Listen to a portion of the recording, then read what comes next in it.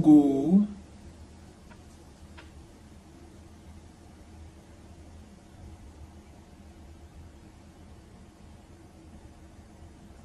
Start.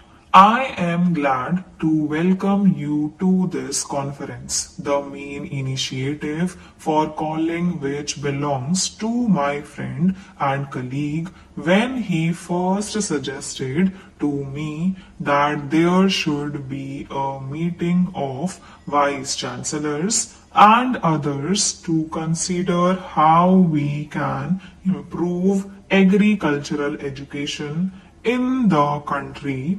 I readily agreed.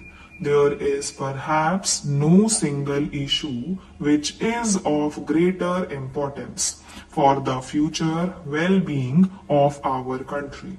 A hard fact which we must face is that the economic life of India is not properly balanced between agriculture and industry.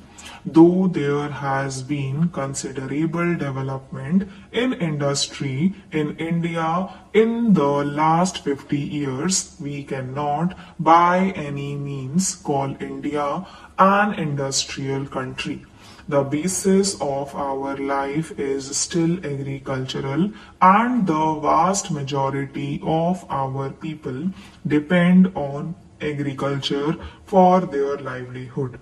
In fact, curious as it may seem, the pressure on the land has, on the whole, been increasing in spite of the growth of our industries.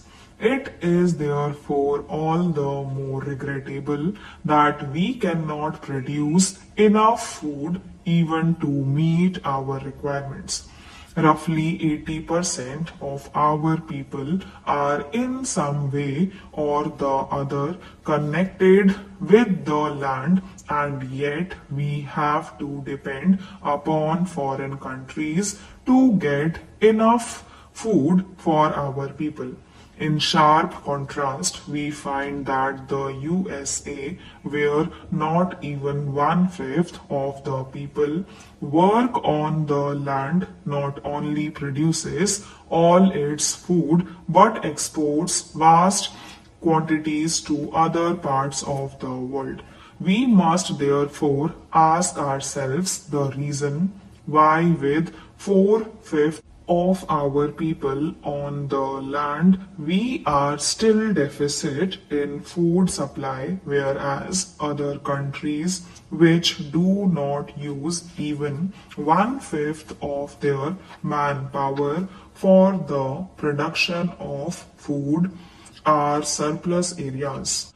A searching inquiry into this problem is more necessary as our position has not always been so bad as it is today.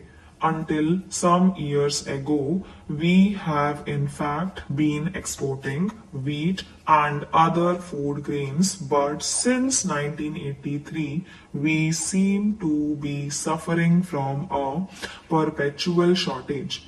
You all know about the efforts of the governments, both at the center and the states, to increase the production of food through the Grow More Food campaign. I think you will all agree that the results have not been commensurate with our efforts in this regard.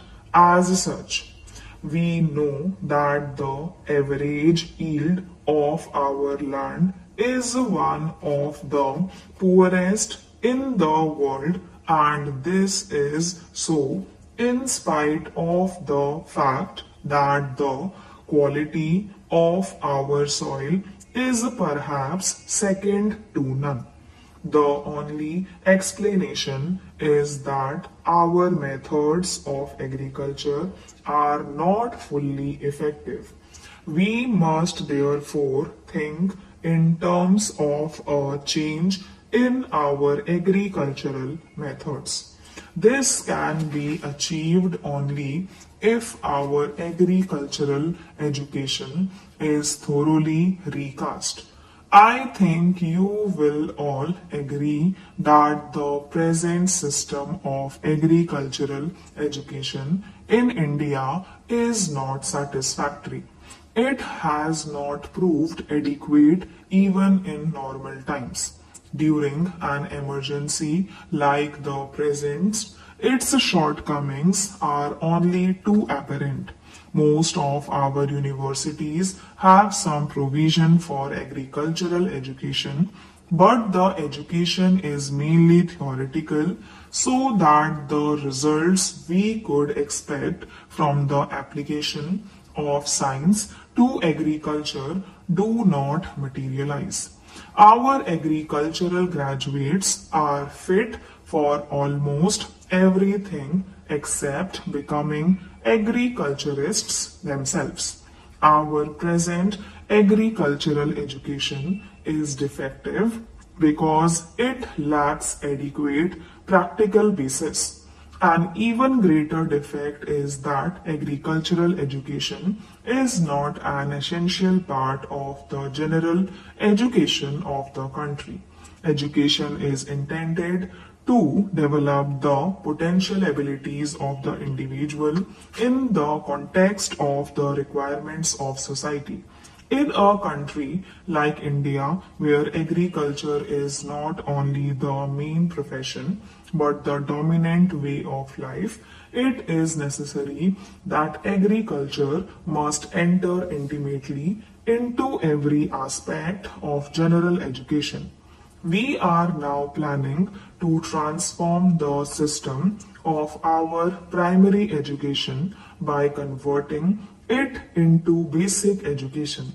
Gandhiji, with the insight of a genius, saw that if education is to be creative and real for millions of our people, it must seek to satisfy their basic requirements of food and clothing. Intellectual development can be adequate and satisfactory only in the context of satisfying these two basic needs. Our general education, especially in the earlier stages, must therefore give a greater importance to the theory and practice of agriculture. I have for some time been considering the question of having some kind of conscription by which all students in our colleges and universities would be compelled to work for a period in fields and factories. I have, however, come to the conclusion that for various reasons this cannot be immediately done. In Western countries, the labor of young people has been effectively and usefully employed, as the problem of these countries is primarily one of shortage of labor. In our country, if there is an excess in anything, it is that of manpower. It will not be incorrect to say that almost all Indians are underemployed. Stop